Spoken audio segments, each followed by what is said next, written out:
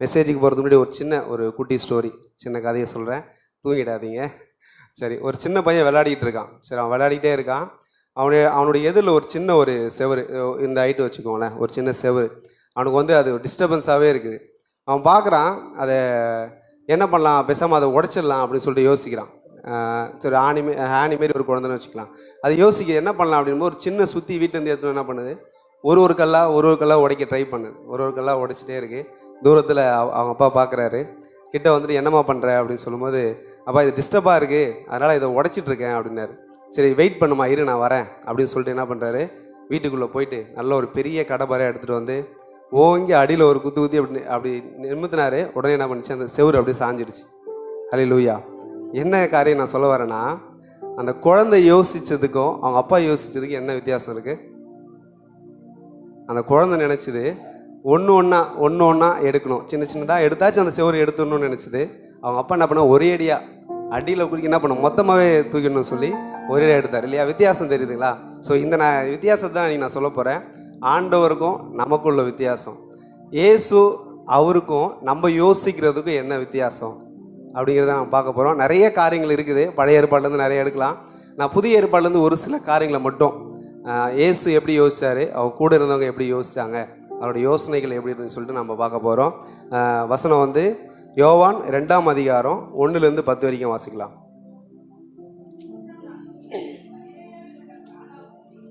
கல்யாணம் நடந்தது. இயேசுவின் தாயும் அங்கே இருந்தார்கள். இயேசுவும் அவருடைய சீஷரும் அந்த கல்யாணத்துக்கு அழைக்கப்பட்டிருந்தார்கள். திராட்சரசம் குறைவுபட்ட பொழுது இயேசுவின் தாய் அவரை நோக்கி, அவர்களுக்கு திராட்சரசம் இல்லை என்றால். அதற்கு இயேசு, ஸ்திரீயே, எனக்கும் உனக்கும் என்ன, என் வேலை இன்னும் வரவில்லை என்றார்.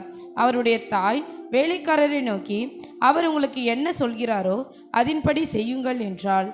யூதர்கள் தங்களை சுத்திகரிக்கும் முறைமையின்படியே ஒவ்வொன்று 2-3 குடம் தண்ணீர் கொள்ளத்தக்க 6 கற்சாடிகள் அங்கே வைத்திருந்தது.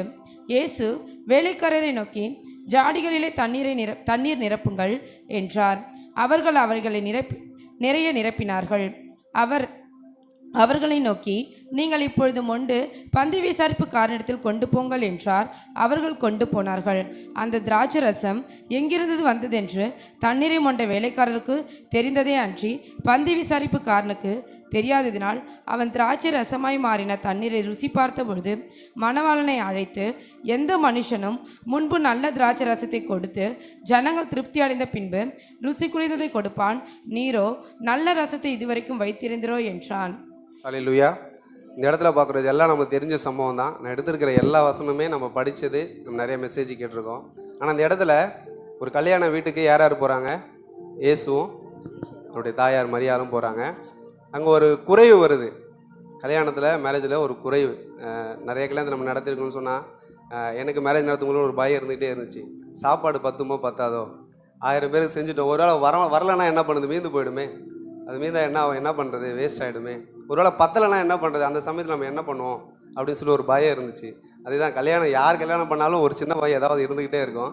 இங்கே ஒரு குறைவு வருது. என்னென்னா திராட்சை ரசம் குறைவு வருது.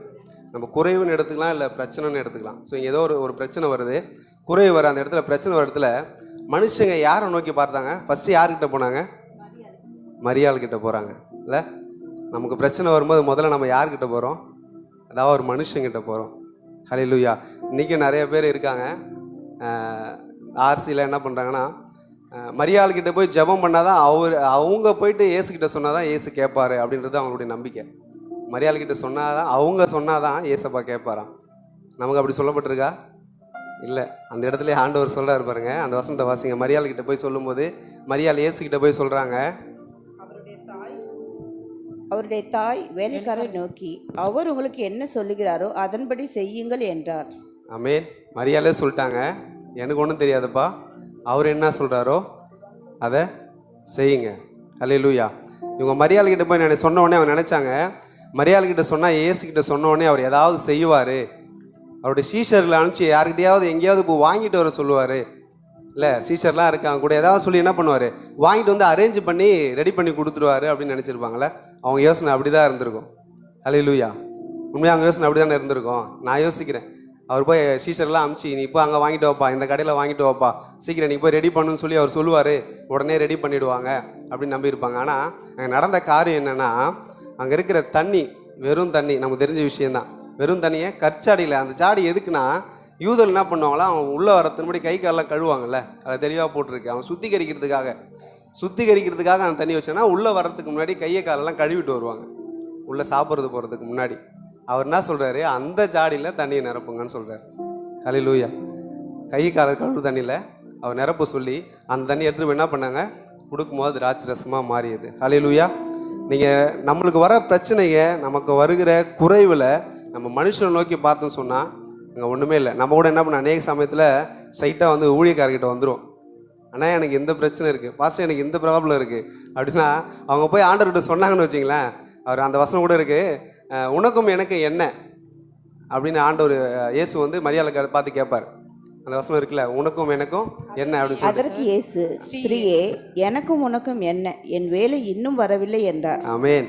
உங்களுக்காக எனக்காக அண்ணன் ஜெபம் பண்ணுவார் தான். ஆனால் ஆண்டவர் சொல்லுவார், இப்போ உனக்கு எனக்கு என்னப்பா, என் வேலை இன்னும் வரல. அவனுக்கு குறைவு இருக்குதான், பிரச்சனை இருக்குதான், ஆனால் என் வேலை இன்னும் வரல. அவனுக்கு கற்றுக் கொடுக்க வேண்டிய பாடம் ஏதோ ஒன்று இருக்குது, அவன் இந்த விஷயத்தில் கற்றுக்க வேண்டியது ஏதோ ஒன்று இருக்குது. ஹல்லேலூயா. அதனால் ஆண்டவர் என்ன பண்ணுறாரு, அந்த பிரச்சனை நமக்கு அனுமதிக்கு. நம்ம மனுஷனை நோக்கி பார்த்தோம் அப்படின்னு சொன்னால் அந்த பிரச்சனைக்கான முடிவு நிச்சயமாக வராது. அதான் மனுஷன் யோசிக்கிறான், ஒரு பிரச்சனைன்னு வரும்போது, ஒரு குறைவுன்னு வரும்போது மனுஷனை நோக்கி தான் பார்க்கணும், இவங்கள போய் நோக்கி பார்த்தோன்னா நம்மளுக்கு பிரச்சனை முடிஞ்சிடும்னு சொல்லிட்டு. ஆனால் ஆண்டவரை நோக்கி நம்ம பார்க்கும்போது நம்மளை நினைக்காத காரியத்தை அவர் அற்புதம் செய்வார். ஹல்லேலூயா, ஹல்லேலூயா. அடுத்த காரியம், இந்த காரியத்தில் கூட நான் சொல்ல முடியும். நான் என்னுடைய வீடு கட்ட ஸ்டார்ட் பண்ணும்போது கையில் இருந்துச்சு ஒரு அமௌண்ட்டை போட்டு என்ன பண்ணோம், ஒரு 6 லட்ச ரூபாய்க்கு வீட்டை வந்து ஸ்டார்ட் பண்ணிட்டோம், ரூஃப் வரைக்கும் போட்டோம். அடுத்து இந்த மேரேஜ் ரெடியான உடனே எனக்கு ஒரு 2 விதமான ஒரு காரியம் வந்துச்சு. ஒன்று, வீட்டு வேலையை நான் ஃபினிஷ் பண்ணோம், 2வது மேரேஜுக்கு ரெடி பண்ணோம். நான் ஆல்ரெடி 6 லட்ச ரூபா அந்த வீட்டில் போட்டேன், இப்போ 2 விஷயத்துக்கு நான் பண்ணணும். அப்போ எனக்கு இந்த ஒரே ஒரு ஆப்ஷன் என்னென்னா, வீட்டு நிலத்து பத்திரத்தை வச்சு லோன் போட்டுடலாம். ஒரு 4 லட்ச ரூபா லோன் வாங்கிட்டோன்னா ஈஸியாக நமக்கு வீட்டு வேலை முடிஞ்சிடும், கல்யாணத்துக்கு மட்டும் கடன் வாங்கிடலாம் அப்படின்னு சொல்லி பிளான் பண்ணேன். சரி, அதுக்காக என்ன பண்ணேன், எடுத்துகிட்டு போய்ட்டு பத்திரத்தெல்லாம் லோனுக்காரங்கிட்டலாம் கொடுக்கும்போது அங்கே போனதுக்கு அப்புறம் தான் தெரியுது எனக்கு பட்டாவில் ஏதோ ஒரு பிரச்சனை இருக்குது. அந்த பட்டா வந்து செல்லாது, அது பழைய பட்டா, அதை வந்து லோன் கொடுக்க முடியாதுன்னு சொல்லிட்டாங்க. எனக்கு என்ன பண்ணுறதுனே தெரியல. அது எனக்கு இருந்த ஒரே ஆப்ஷன் அதுதான். ஏன்னா மேரேஜுக்கு ஒரு 3.5 லட்ச ரூபா கிட்ட நாங்கள் கணக்கு போட்டோம், வீடு கட்டுறது எப்படி ஒரு 4 லட்ச ரூபா, 7.5 லட்சம் கணக்கு போட்டோம்.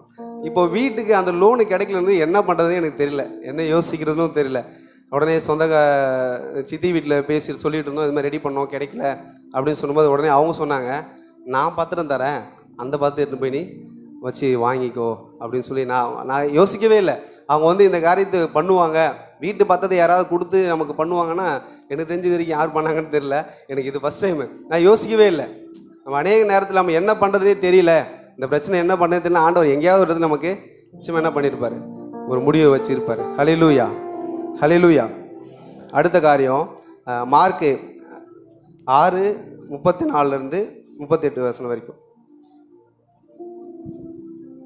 இயேசு கரையில் வந்து அநேக ஜனங்களைக் கண்டு அவர்கள் மேய்ப்பனில்லாத ஆடுகளைப் போல் இருந்தபடியால் அவர்கள் மேல் மனதுருகி அநேக காரியங்களை அவர்களுக்கு உபதேசிக்க தொடங்கினார். வெகு நேரம் சென்ற பின்பு அவருடைய சீஷர்கள் அவரிடத்தில் வந்து, இது வனாந்திரமான இடம், வெகு நேரம் ஆயிற்று, புசிக்கிறதற்கு இவரிடத்தில் ஒன்றுமில்லை, ஆகையால் இவர்கள் சுற்றியிருக்கிற கிராமங்களுக்கும் ஊர்களுக்கும் போய் தங்களுக்காக அப்பங்களை வாங்கி கொள்ளும்படி இவர்களை அனுப்பிவிட வேண்டும் என்றார். அவர் அவர்களை நோக்கி, நீங்களே அவர்களுக்கு போஜனம் கொடுங்கள் என்றார். அதற்கு அவர்கள், நாங்கள் போய் 200 பணத்துக்கு அப்பங்களை வாங்கி இவர்களுக்கு புசிக்கும்படி கொடுக்க கூடுமோ என்றார்கள். அதற்கு அவர், உங்களிடத்தில் எத்தனை அப்பங்கள் உண்டு, போய் பாருங்கள் என்றார்.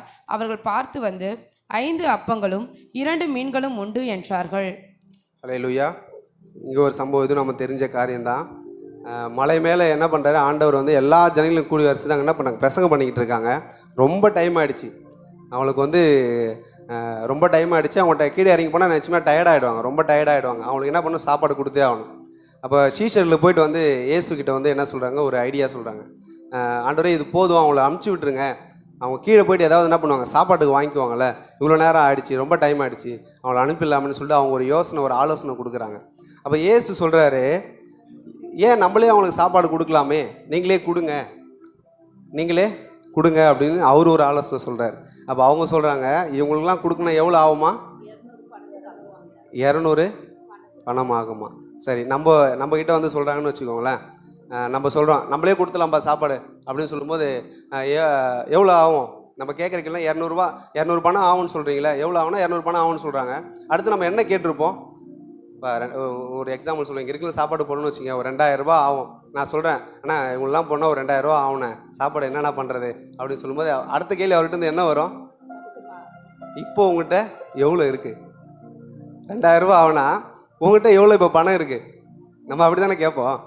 ஏசு அப்படி தானே கேட்டிருக்கணும் சீசரில் பார்த்து. 200 பணம் ஆகணும்னா இப்போ உங்கள்கிட்ட எவ்வளோ பணம் இருக்குது, நீங்கள்லாம் எவ்வளோ வச்சுருக்கிறீங்க அந்த கேள்வி தானே கேட்டிருக்கணும். ஆனால் அவர் என்ன கேட்டார் பாருங்களேன், வித்தியாசமா. உங்ககிட்ட என்ன இருக்குன்னு பாருங்க, எத்தனை அப்பங்கள் இருக்குதுன்னு பாருங்கன்னு சொன்னார். ஹல்லேலூயா. மனுஷன் நம்ம என்ன கேட்டிருப்போம்? எவ்வளோ பணம் இருக்குது உங்ககிட்ட, இப்போ எவ்வளோ இருக்குது. ஆனால் ஆண்டவர் கேட்குறாரு, அப்பம் எவ்வளோப்பா இருக்குது? அந்த அப்பத்தை என்ன பண்ணுறாரு? ஆசீர்வதிச்சு அநேகர் அந்த இருக்கிற எல்லா ஜனங்களும் கொடுக்குறாரு. அதில் மீதமும் எடுக்க செய்கிறார். ஹல்லேலூயா, ஹல்லேலூயா. நான் யோசிக்கிறேன் இந்த காலத்தில், ஆண்டவர் நம்மக்கிட்ட இருக்கிற பணத்தை இல்லை, நம்மக்கிட்ட இருக்கிறத அவர் ஆசீர்வதிக்க விரும்புகிறார். ஹல்லேலூயா. மனுஷன் என்ன நினைக்கிறான்? ஏதாவது நம்ம கொடுக்குன்னா பணம் வேணும், பணத்தை வச்சு தான் நம்ம கொடுக்க முடியுதான் நம்ம நினைக்கிறோம்ல. ஆனால் ஆண்டவர் நம்ம இருக்கிறத வச்சு ஆசீர்வதிக்க நினைக்கிறார். அவர் யோசனை அப்படி தான். மனுஷனை யோசனை பணத்தை பற்றி யோசிக்கிறான், ஆனால் ஆண்டவர் நமக்கு இருக்கிறத வச்சு ஆசீர்வதிக்க விரும்புகிறார். ஹல்லேலூயா. நம்மகிட்ட என்ன இருக்கோ, நேற்று கூட மெர்சியை எடுத்தாங்க இல்லையா, நம்மகிட்ட இருக்கிற தாளந்து, நமக்குள்ளே என்ன தாளந்துக்கோ அதை பயன்படுத்தணும்னு சொன்னால் ஆண்டவர் நம்மளை நிச்சயமாக பயன்படுத்துவார், அதை ஆசீர்வதிப்பார். ஹல்லேலூயா. நமக்குள்ளது என்னவோ அதை ஆண்டவர்கிட்ட தெரியப்படுத்தணும்னு சொன்னால் அதை முதல்ல தெரியப்படுத்தணும். ஆண்டவர் என்கிட்ட இதுதான் இருக்குது, இவ்வளோ தான் இருக்குது, இதை வச்சு நான் என்ன பண்ணுறது? ஆமென். அவங்க அப்படி தான் போய் கொடுத்தாங்க. இந்த 5 மீன் தான்ப்பா இருக்குது, 5 அப்பம் தான் இருக்குது, 2 மீன் தான் இருக்குது, இவ்வளோ தான் இருக்குது ஆண்டவரே, இவ்வளோ தான் இருக்குது. முதல்ல நம்ம இருக்கிறத ஆண்டவர்கிட்ட கொடுக்கணும். அது 2ஆக இருந்தாலும் சரி, 5ஆக இருந்தாலும் சரி, 1ஆக இருந்தாலும், ஆண்டவர் என்கிட்ட இருக்கிறது இதுதான், நீங்கள் என்ன பண்ணுறீங்களோ அதை பண்ணுங்கள். ஹல்லேலூயா. அப்படி கொடுத்தோன்னு சொன்னால் நிச்சயமாக ஆண்டவர் என்ன பண்ணுவார்? ஒரு அற்புதத்தை செய்வார். ஹல்லேலூயா. நம்முடைய யோசனைகளுக்கு டிஃப்ரெண்ட்டாக பார்த்துக்கோங்க. மனுஷன் யோசிக்கிறது பணத்தை, ஒருத்தவங்களுக்கு செய்யணும்னு சொன்னால் எவ்வளோ பணம் ஆகும். ஆனால் ஆண்டவர் இயேசு சொன்னால் உங்கள்கிட்ட என்ன இருக்குது, அதை நான் ஆசீர்வதிக்கிறேன். ஹல்லேலூயா, ஹல்லேலூயா. அடுத்த காரியம் மத்தேயு 8ஆம் அதிகாரம் 23 27 இருக்கும். அவர் படவில் ஏறினபோது அவருடைய சீஷர்கள் அவருக்கு பின் சென்று ஏறினார்கள். அப்பொழுது படவு அலைகளினால் மூடப்படத்தக்கதாய் கடலில் பெருங்காற்று உண்டாயிற்று. அவரோ நித்திரையாயிருந்தார். அப்பொழுது அவருடைய சீஷர்கள் வந்து அவரை எழுப்பி, ஆண்டவரே, எங்களை ரட்சியும், மடிந்து போகிறோம் என்றார்கள். அதற்கு அவர் அற்ப விசுவாசிகளே, ஏன் பயப்படுகிறீர்கள் என்று சொல்லி எழுந்து காற்றையும் கடலையும் அதட்டினார். உடனே மிகுந்த அமைதல் உண்டாயிற்று. ஹல்லேலூயா. இங்கே ஒரு சம்பவத்தை பார்க்குறோம், இது தெரிஞ்சது தான். கடல் என்ன பண்ணுறாங்க? பிரயாணம் பண்ணிக்கிட்டு இருக்காங்க. யார் யாரெல்லாம் பண்ணுறாங்க? இயேசு, அவர் கூட இருக்க சீஷர்கள் எல்லாமே என்ன பண்ணிகிட்டு இருக்காங்க? படகுல போயிட்டுருக்காங்க. ஏசப்பா என்ன பண்ணுற? நல்லா தூங்கிட்டு இருக்கார், நல்லா டயர்டு, நல்லா தூங்கிட்டு இருக்காரு. அவருக்கு இங்கே சுற்றி நடக்கிறது இல்லை, நல்லா தூங்கிட்டு இருக்காரு. இவங்க எல்லாம் என்ன பண்ணுறாங்க? பெருங்காற்று வந்த உடனே என்ன பண்ணுறாங்க? கத்த ஆரம்பிக்கிறாங்க. ஐயோ, நாங்கள் மடிஞ்சு போக, நாங்கள் சாக போகிறோம், இந்த பிரச்சனை நாங்கள் எல்லோரும் என்ன பண்ண போகிறோம்? தண்ணியில் மூழ்கி சாக போகிறோம். இன்றைக்கி நம்மளும் அநேக நேரத்தில் அப்படி தான் நினைக்கிறோம். நமக்கு வருகிற பிரச்சனை, போராட்டம், நம்ம வருகிற வியாதியில் இல்லை ஏதாவது ஒரு பிரச்சனையில் என்ன பண்ணுறோம்? அவ்வளோதான், இதுக்கப்புறம் எதுவுமே இல்லை, இந்த பிரச்சனைக்கு முடிவே இல்லை. இன்னும் ஒரு சிலர்லாம் இது அவ்வளோதான், இதுக்கப்புறம் நான் மறிக்கிறத தவிர எனக்கு வேறு வழியே கிடையாது. நீங்கள் நிறைய பேர் இந்த விஷயங்கள் யோசிக்கலாம். இன்னும் டீப்பாக போனோன்னா, இப்போ இருக்கிற ஜென்ரேஷன்லாம் ஒரு சின்ன பிரச்சனை வந்தால் கூட நான் சாகிறது ரொம்ப மேல், நான் தற்கொலை பண்ணிக்கிறது ரொம்ப மேல் அப்படின்னு சொல்லி அநேகர் இப்போ நினைக்கிறாங்க. அநேகர் இப்போ நினச்சிட்டு அந்த மாதிரி காரியங்களை பண்ணிக்கிட்டு இருக்காங்க. இந்த இடத்துல அதே மாதிரி தான். அந்த பெருங்காற்று வந்த உடனே அவங்களுக்கு பயம் வந்துடுச்சு. அவங்களுக்குள்ளே என்ன ஆச்சு? நாங்கள் அவ்வளோதான் சாக போகிறோம். அன்றைய நாங்கள் சாக போகிறோம், நீங்கள் என்ன பண்ணிட்டுருக்கீங்க? தூங்கிட்டு இருக்கீங்க. ஹல்லேலூயா. அவங்க நினச்சாங்க ஏசப்பாவை எழுப்புனா அவர் எப்படியாவது இந்த புயல்லேருந்து, இந்த பெருங்காற்றுலேருந்து நம்மளை அப்படி கொண்டுட்டு போய் கரை சேர்த்துருவார். அவங்க அப்படி தான் நினச்சிவாங்க. அப்படி தானே, அதெல்லாம் தானே கூப்பிட்டுருப்பாங்க. ஆண்டவரே, காற்று வருது, பெருங்கடலை எங்களை அமிழ்த்த போது, எப்படியா காப்பாற்றுங்க, என்ன காப்பாற்றுங்க. எப்படியாச்சும் என்ன பண்ணுவார்? அந்த படகை திருப்பி ஏதாவது கொண்டு போயிட்டு கரையில் அப்படி சேர்த்துருவார். இல்லை எல்லாரும் நீச்சல் அடித்து கொண்டு போயிட்டு கரையில் சேர்த்துருவார். அப்படி தான் நினச்சிருப்பாங்க. ஆமே. உண்மையாக அப்படி தானே மனுஷனுடைய நினைப்பு அப்படி தானே இருக்கும். நீங்கள் நானே எப்படி நினச்சிருப்போம்? அப்படி தானே நினச்சிருப்போம். ஆண்டவர் எப்படியாவது எல்லாரையும் மொத்தமாக நீச்சல் அடித்து அப்படி கொண்டு போய் விட்டுருவார். இல்லாட்டி அப்படியே படகை மட்டும் அவரு என்ன பண்ணுவார், துடுப்பு எடுத்து ஓட்டிக்கிட்டு அப்படியே கொண்டு போயிட்டு கரையில் சேர்த்துவார் நினச்சிருப்பான். ஆமே. ஆனால் அவர் என்ன பண்ணாராம், கடலையும் காற்றையும் பார்த்து அதட்டுனாராம். ஹல்லேலூயா. எவ்வளோ ஒரு வித்தியாசமான ஒரு தெய்வத்தை நம்ம வணங்கிட்டு இருக்கோம்ல. அவர் நம்மளை அப்படியே நம்ம நினைக்கிற யோசனையில் அவர் செய்கிறது இல்லை. நம்ம நினைக்கிற மாதிரி நம்முடைய பிரச்சனைகளுக்கு அவர் முடிவு கொண்டு வர்றதே இல்லை. நம்ம நினைக்கிற எல்லாம் இந்த பிரச்சனைக்கெலாம் இவ்வளோ தான், இதுதான் முடிவு, இப்படி தான் இதை பண்ணி ஆகணும்னு நம்ம நினைக்கிறோம். ஆனால் ஆண்டவர் நம்ம நினைக்கிறபடி அவர் செய்கிறதே இல்லை. ஆமே. ஆண்டவர் என்ன பண்ணார், காற்றும் கடலையும் அதட்டி அது என்ன பண்ணார், அமைதி பண்ண. அது அதட்டின உடனே அடுத்த செகண்ட் என்னாச்சு, நார்மல் ஆகிடுச்சு. அப்படியே கொந்தளிச்ச கடல் எல்லாம் அப்படியே சைலண்டாக ஆகிடுச்சு. அப்படியே அமைதியில் உண்டாயிடுச்சு. அப்படியே சைலண்டாக, ஒரு சத்தம் கூட இல்லை, அப்படியே சைலண்டாக ஆகிடுச்சு. அது வரைக்கும் அவ்வளோ சத்தம், அவ்வளோ புயல், வேதனை, கஷ்டம், அவ்வளோதான், மறித்து போக போகிறோம், இன்னைக்கு எதுவுமே இல்லை அப்படின்ற சூழல் வருகிற நேரத்திலாம் நம்ம ஆண்டவர் நோக்கி பார்த்து சொன்னால் நம்ம நினைக்கிற மாதிரி இல்லை, அது வித்தியாசமாக ஆண்டவர் அந்த பிரச்சனை நம்மளுக்கு விடுதலை கொடுப்பார். ஆமே. நம்ம நினச்சிட்டு இருக்க எத்தனை பேர் கடன் இருக்கலாம், எத்தனையோ பிரச்சனைகள் இருக்கலாம், குடும்பத்தில் கணவனுக்குள்ளே, மனைவிக்குள்ளே, சொந்தத்துக்குள்ளே, பிள்ளைகளுக்குள்ளே நிறைய பிரச்சனை இருக்கலாம். அவ்வளோதான், இந்த பிள்ளை அவ்வளோதான், இதுக்கப்புறம் என் பிள்ளை அவ்வளோதான், அவன் கெட்டு போனது அவ்வளோதான், இதுக்கப்புறம் இது முடிவே இல்லை அப்படின்னு நம்ம நினச்சிட்டு இருக்கலாம். ஆனால் ஆண்டவர் சொல்கிறார், அந்த பிரச்சனைக்கு எல்லாம் ஒரு முடிவு உண்டு. ஹல்லேலூயா, ஹல்லேலூயா. எத்தனை பேர் விசுவாசிக்கிறீங்க? அந்த பிரச்சனைக்கு எல்லாம், அந்த போராட்டத்துக்கு எல்லாம் நிச்சயமாகவே ஆண்டவர் ஒரு அற்புதத்தை செய்வார். ஹல்லேலூயா. அடுத்த காரியம் மத்தேயு 8ஆம் அதிகாரம் 21 22 வரைக்கும். அவருடைய சீஷர்களில் வேறொருவன் அவரை நோக்கி, ஆண்டவரே, முன்பு நான் போய் என் தகப்பனை அடக்கம் பண்ண எனக்கு உத்தரவு கொடுக்க வேண்டும் என்றான். அதற்கு இயேசு, மரித்தோர் தங்கள் மரித்தோரை அடக்கம் பண்ணட்டும், நீ என்னை பின்பற்றி வா என்றார். அவர் படவில் ஏறின பொழுது அவருடைய சீஷர்கள் அவருக்கு பின் சென்று ஏறினார்கள். அல்லேலூயா. இங்கே ஒரு காரியம் என்ன அப்படின்னா, அவருடைய சீஷரில் ஒருத்தருக்கு அவருடைய அப்பா மறிச்சிட்டார். அவங்க அப்பா மறிச்சது அவர்கிட்ட போய் சொல்கிறாரு, இயேசுவே, நான் போய் எங்கள் அப்பாவை என்ன பண்ணுறேன், முதல்ல அடக்கம் பண்ணிவிட்டு அதுக்கப்புறமா உங்கள் பின்னாடி வரேன்னு சொல்கிறார்.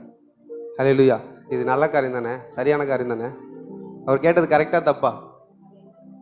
கரெக்டாக தப்பா? கேட்டது கரெக்டு தான்ல. எங்கள் அப்பா இறந்துட்டாரு, நான் அவரை போய் அடக்கம் பண்ணிவிட்டு அதுக்கப்புறம் அவங்க பின்னாடி வரேன். இன்றைக்கி நம்மளும் அதே மாதிரி தான். இன்றைக்கி ஞாயிறு ஆராதனை இருக்குதுன்னு சொன்னால், நம்ம சண்டே சர்வீஸ் இருக்குன்னா, நம்ம வீட்டில் ஏதாவது ஒரு ஃபங்க்ஷன், ஏதாவது ஒரு ஃபங்க்ஷன் வந்துச்சுன்னா என்ன பண்ணுறோம், முதல்ல நம்ம சர்ச்சுக்கு வரோமா, அங்கே அதை பார்க்குறோமா, எதை பார்க்குறோம்? நான் யாரும் குத்தி காட்டல, இந்த வார்த்தை எனக்கு குத்துச்சு. ஏன்னு சொன்னால், திங்கக்கிழமை எனக்கு மேரேஜ், சனிக்கிழமை யோகாக்கா வீட்டுக்கு வந்தாங்க. வந்தப்போ அவங்க வீட்டுக்கு ப்ரேயர் பண்ணிவிட்டு என்ன சொன்னால், ஜெபரா இந்த சண்டே நீ இங்கே தானே இருப்ப, நீ மெசேஜ் கூட அப்படின்னாங்க. நான் சொன்னேன், அக்கா எனக்கு மண்டே மேரேஜ், எல்லா வேலையும் நான் தான் பண்ணிகிட்ருக்கேன், நான் வரும்னானே டவுட்டு, நான் என்ன பண்ணுறது எனக்கு தெரியல, என்னால் வர முடியாது அப்படின்னு சொன்னேன்.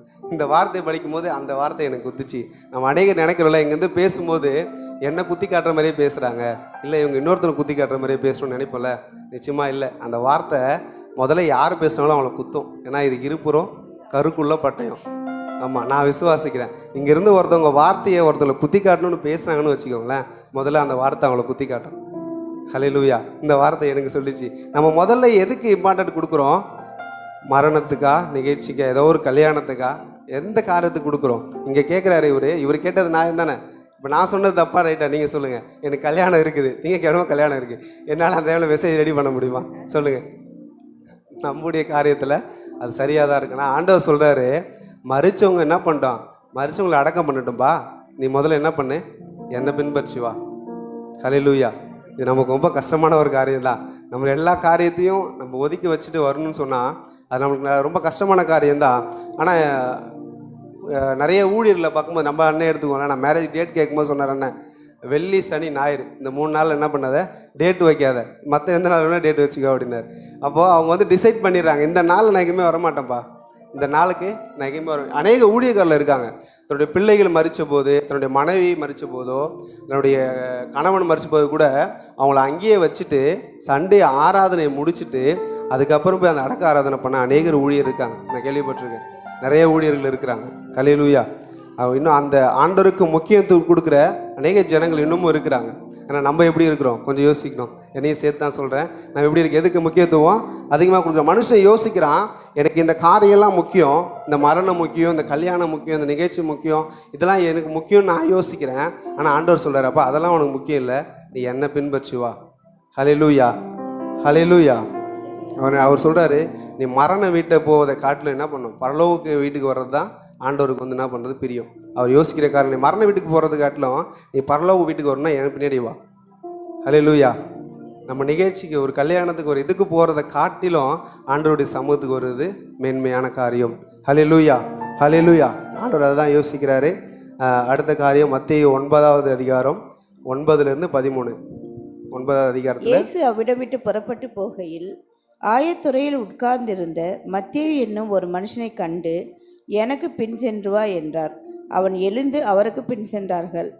பின்பு அவர் வீட்டிலே போஜனம் பந்தியிருக்கையில் அநேக ஆயக்காரரும் பாவிகளும் வந்து இயேசுவோடும் அவர் சீஷரோடும் கூட பந்தியிருந்தார்கள். பரிசேயர் அதை கண்டு அவர்கள் சீஷர்களை நோக்கி, உங்கள் போதகர் ஆயக்காரரோடும் பாவிகளோடும் போஜனம் பண்ணுகிறது என்ன என்று கேட்டார்கள். இயேசு அதை கேட்டு, பிணியாளிகளுக்கு வைத்தியன் வேண்டியதே அல்லாமல் சுகமுள்ளவனுக்கு வேண்டியதில்லை, பலி அல்ல, இரக்கத்தையே விரும்புகிறேன் என்பதின் கருத்து என்னதென்று போய் கற்றுக்கொள்ளுங்கள். நீதிமான்கள் அல்ல, பாவிகளையே மனம் திரும்புவதற்கு அழைக்க வந்தேன் என்றார். ஆமென், ஹல்லேலூயா. இங்கே இயேசு போகிறாரு, வழியில் ஆயத்துறை, அதாவது இந்த வரி வசூலுக்கிறீங்க இல்லையா, வரி வசூலுக்கிற ஒருத்தர் ஒரு மத்தியங்கிற ஒரு மனுஷனை பார்க்குறாரு. அவர் கூட என்ன பண்ணுறாரு, அவங்க வீட்டுக்கு போயிட்டு அவர் என்ன பண்ணுறாரு, சாப்பிட்றாரு. அவர் சாப்பிடும்போது எல்லாரும் இந்த வேத பாரகர் பார்க்குறாங்க. யாரை பார்க்குறாங்க, வேத பாரகரும் ஆயக்காரருமா, பரிசேயரும் ஆயக்காரர்களும் பார்க்குறாங்க. அவங்க வந்து என்ன பண்ணுறாங்க, கேட்குறாங்க அவருடைய சீஷர்கிட்ட வந்து, பா என்னப்பா அவங்க ஆண்டவர் போய் என்ன பண்ணுறாரு, பாவிங்க கூட போய் உட்காந்து சாப்பிட்றாரு, பாவி கூடயும் ஆயக்கார கூட போய் உட்காந்து சாப்பிட்றாரு. இது என்ன பழக்கம் இது? நீங்கள் போய் அங்கே உட்காந்து அவர் போய் அங்கே உட்காந்து சாப்பிட்லாமா, பாவிங்க கூட போய் நிற்கலாமா, அவர் கூட போய் உட்காந்து சாப்பிட்லாமா அப்படின்னு யோசிக்கிறோம்ல. அநேக நேரத்தில் நம்ம நிறைய ஊழியத்துக்கு வீட்டு ஜபத்துக்குலாம் போகும்போது இங்கே எப்படின்னு தெரியல, நான் சின்ன வயசில் இருக்கும்போது ஸ்கூல் படிக்கும்போது என்னுடைய ஊழியக்காரர்கிட்ட நான் போயிருக்கேன்.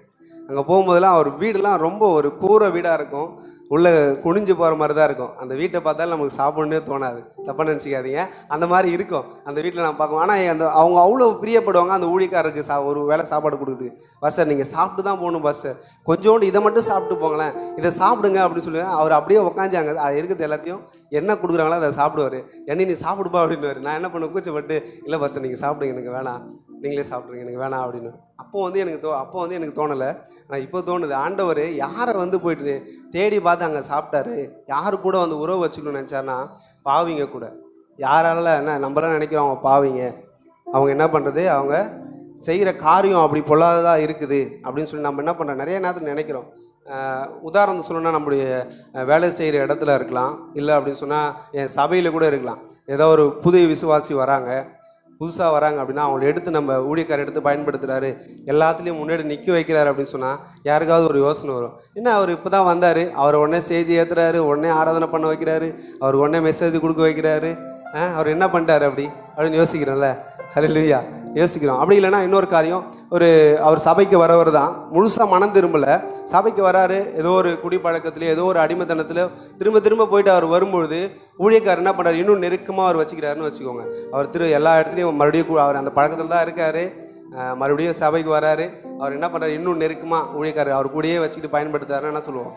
அவர் என்ன நேற்று தான் அங்கே குடிச்சு சண்டை போட்டு தான் கஷ்டம் பார்த்தா இன்றைக்கி ஊழியக்காரர் கூட சுற்றிக்கிட்டு இருக்காரு. நேற்று தான் வீட்டில் ஒய்ஃப் அடித்தார், இன்றைக்கி பார்த்தா ஊழியக்காரரோட பைபிளை தூக்கிட்டு போகிறாரு. நம்ம சொல்கிறோமா? ஹல்லேலூயா, நம்ம சொல்கிறோமா? நீ சொல்ல நான் விசுவாசிக்கிறேன், நான் வேத வசனத்தை சொல்கிறேன். அப்படி இந்த இங்கே இருக்கிற அவங்களாம் என்ன சொல்கிறாங்க, ஏசு அந்த பாவிங்க கூட உட்காந்து சாப்பிட்றாரு, எப்படி அவர் சாப்பிட்லாம், எப்படி அந்த பாவி கூட எப்படி உறவு வைத்துக் கொள்ளலாம்னு சொல்லி இந்த மனுஷங்க யோசிக்கிறாங்க. ஆனால் ஏசு அதுக்கு பதில் சொல்றாரு பாருங்க.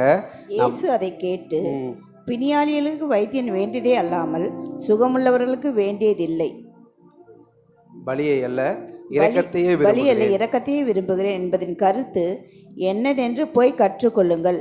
நீதிமான்கள் அல்ல, பாவிகளையே மனம் திரும்புவதற்கு அழைக்க வந்தேன் என்றார். ஆமென். இங்க சொல்றாரு, பிணியாளிகளுக்கு வைத்தியன் வேண்டியது அல்லாமல் சுகமுள்ளவர்கள் இல்லைப்பா. அதாவது நல்ல சபைக்கு வர நல்ல ஜெபிக்கிற, நல்ல வேதத்தை வாசிக்கிற, நல்ல பரிசுத்தவானுக்கு இல்லைப்பா. எதுவுமே அறியாத பாவியாக இருக்கிற, அடிமைத்தனத்தில் இருக்கிறது தான் என்ன வேணும்? நான் வேணும். அவங்களுக்கு தான் நான் வேணும், உங்களை இல்லை. தொலைந்து போன ஆட்டத்தேர்றது தான் ஆண்டவர் வந்திருக்கிறார். பாவியை நேசிக்க தான் ஆண்டவர் வந்தார். ஹல்லேலூயா. அவர் என்ன பண்ணுறாரு? பலியை அல்ல இரக்கத்தை விரும்புகிறேன், நீதிமானை அல்ல பாவி மனம் திரும்புவதற்காகவே அழைக்க வந்தேன். ஹல்லேலூயா. ஆமென். இப்போ சொல்லுங்கள், ஊழியக்காரர் அது மாதிரி பண்ணால் அது தேவனுடைய ஊழியம் தானா, இல்லை அவருடைய இஷ்டத்துக்கு பண்ணுறாரா? ஆமென். தேவன் யோசிக்கிற ஊழியம் இதுதான். ஆண்டவர் யோசிக்கிற காரியம் இதுதான். மனுஷன் யோசிப்பான், அவர் கூட எப்படி இவர் இருக்காரு அப்படின்னு நம்ம யோசிக்கலாம். ஆனால் நம்ம யோசனை இப்படி இருக்குது. ஆனால் ஆண்டவர் யோசிக்கிறார், அவனை தான் நான் ரட்சிக்க வந்தேன், அவனை தான் நான் தேடி வந்தேன். ஹல்லேலூயா, ஹல்லேலூயா. நிறைய வித்தியாசம் இருக்குல்ல நம்ம யோசிக்கிறதும் ஆண்டவர் யோசிக்கிறதுக்கும். ஆமென். அடுத்தது மத்தேயு 12ஆம் அதிகாரம் 46 50 வரைக்கும். இப்படி அவர் ஜனங்களோட பேசுகையில் அவருடைய தாயாரும் சகோதரரும் அவரிடத்தில் பேச வேண்டும் என்று வெளியே நின்றார்கள்.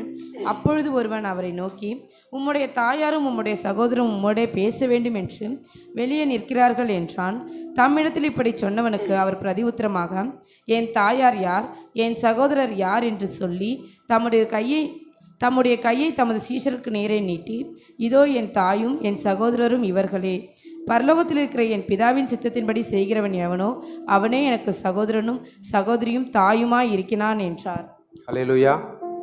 இந்த காரியத்தில் இயேசுவை பார்க்க அவருடைய தாயாரும் சகோதரரும் வராங்க. ஒரு சீஷர்கிட்ட சொல்லி அனுப்புகிறாங்க, இந்த மாதிரி நாங்கள் வந்திருக்கிறோம், அவரை பார்க்கணும் அப்படின்னு சொல்லும்போது இயேசு சொல்கிறாரு, எனக்கு யார் தாய், யார் எனக்கு சகோதரன். அவங்க நினச்சாங்க, இவங்க தானேப்பா, இவங்களை தானே இயேசுவை பெற்றெடுத்தாங்க, இவர் கூட பிறந்தது தானே இவர் தானே சகோதரர். ஆனால் இவர் எப்படிப்பட்ட ஒரு கேள்வி கேட்குறாரு? நம்மளுடைய பாஷைல, நீயா என் தாய், நீயா எனக்கு சகோதர அப்படின்னு சொல்லி ஆண்டவர் கேட்குறாரு. என்ன காரியம் அப்படின்னா, நம்ம நினைக்கிறோம், இன்றைக்கி அநேகம் நினைக்கிறாங்க, மரியாள் பெற்று எடுத்தனால தான் அவர் உலகத்துக்கு வந்தார், அவரால் தான் எல்லாம், அவங்களால தான் இவர் எல்லாமே செய்கிறாருன்னு நம்ம ஒரு சிலர் நினச்சிட்டு இருக்காங்க. ஆண்டவர் சொல்கிறார், நீங்கள் எனக்கு யார் எனக்கு தாய், யார் எனக்கு சகோதரர் அப்படி சொன்னால் அவர் அந்த வசனம் சொல்லப்படுது பாருங்க. பரலோகத்தில் இருக்கிற என் பிதாவின் சித்தத்தின்படி செய்கிறவன் எவனோ அவனே எனக்கு சகோதரனும் சகோதரியும் தாயுமாய் இருக்கிறான் என்றார். ஆமென். இயேசுடைய யோசனை என்ன? தன்னுடைய கையை சீசன் நேராக நின்றார். சீசன்னா யாரு? நம்ம தான். இதோ இவங்க தான் எனக்கு தாயும் சகோதரமாக இருக்கிறாங்க. பரலோகத்தில் இருக்கிற என் பிதாவின் சித்தத்தின்படி செய்கிறவன் எவனோ அவனே எனக்கு சகோதரனும் சகோதரியுமாய் இருக்கிறார். ஹல்லேலூயா. யார் அவருடைய சித்தத்தின்படி செய்கிறாங்களோ, யார் அவருடைய வார்த்தையின்படி கீழ்ப்படிக்கலாம், அவங்க தான் என்ன பண்ணுறாங்க, அவங்களுக்கு என்னவா சகோதரரும் தாயுமா இருக்க. யார் அப்போ நம்ம பாடுறோம்ல, உண்மை விட்டால் எனக்கு யாருமே இல்லைப்பா, உண்மை இல்லைன்னா எனக்கு யாரும் இல்லவே இல்லை, நீங்கள் தான் எனக்கு எல்லாமே பாடுறோம்ல வர்ஷிப்லாம். ஆனால் ஆண்டவர் சொல்கிறாரு, இன்னைக்கு அவர் நம்ம இல்லைன்னா அவர் இல்லையா. அவர் யாரை அதிகமாக நேசிக்கிறாரு? எல்லா தூதர்கள் இருந்தோம், எல்லாவற்றையும் அவர் படைத்திருந்தோம். அவர் அதிகமாக நேசிக்கிறது யாரை தெரியுமா? உன்னையே எங்களை தான். நம்மளை விட்டு அவருக்கு வேறு யாருமே இல்லை. அவர் திரும்ப திரும்ப நம்மளை தேடி வர்றதுக்கு காரணம் என்ன தெரியுமா? திரும்ப திரும்ப நம்ம அவர் விலைக்கு போகும்போதும் நம்ம அதிகமாக இன்னொன்று நேசித்து நம்மளை கிட்ட சேர்க்குறது என்ன தெரியுமா காரணம்? அவருக்கும் நம்ம விட்டால் வேறு யாருமே இல்லை. நம்ம யோசிக்கிறோம், நமக்கு தான் அவர் விட்டால் வேறு யாரும் இல்லை, அவர் ஒருத்தர் தான் நமக்கு அப்படின்னு நினச்சிட்டு இருக்கோம். இல்லை இல்லை இல்லை, ஆண்டவர் சொல்கிறாரு, உங்களை விட்டால் எனக்கு வேறு யாரும் இல்லைப்பா. ஹல்லேலூயா, ஹல்லேலூயா. அதனால் ஆண்டவர் அவர் அங்கேருந்து நமக்காக இறங்கி வந்து நம்ம அவரே போல் மாறி அவரோடு கூட இருக்கணுன்றதுக்காக தான் என்ன பண்ணார், அவர் இறங்கி வந்தாராம். ஹல்லேலூயா.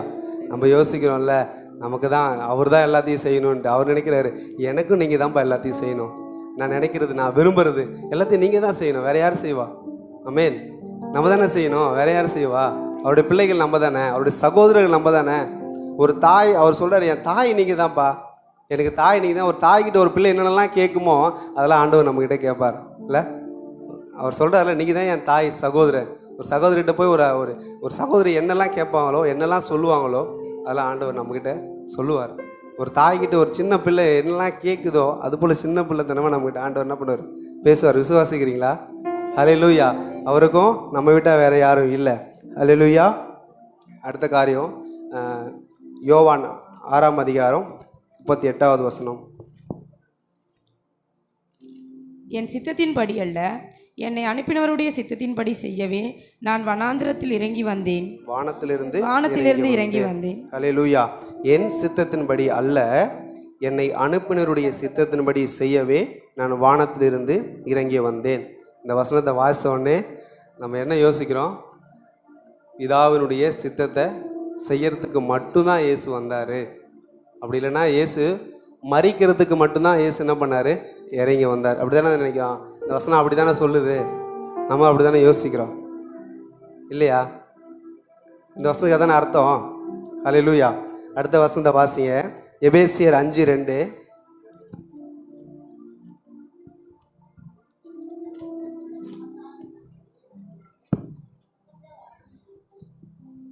கிறிஸ்து நமக்காக தம்மை தேவனுக்கு சுகந்த வாசனையான காணிக்கையாகவும் பலியாகவும் ஒப்புக்கொடுத்து நம்மில் அன்பு கூர்ந்தது போல நீங்களும் அன்பிலே நடந்து கொள்ளுங்கள்.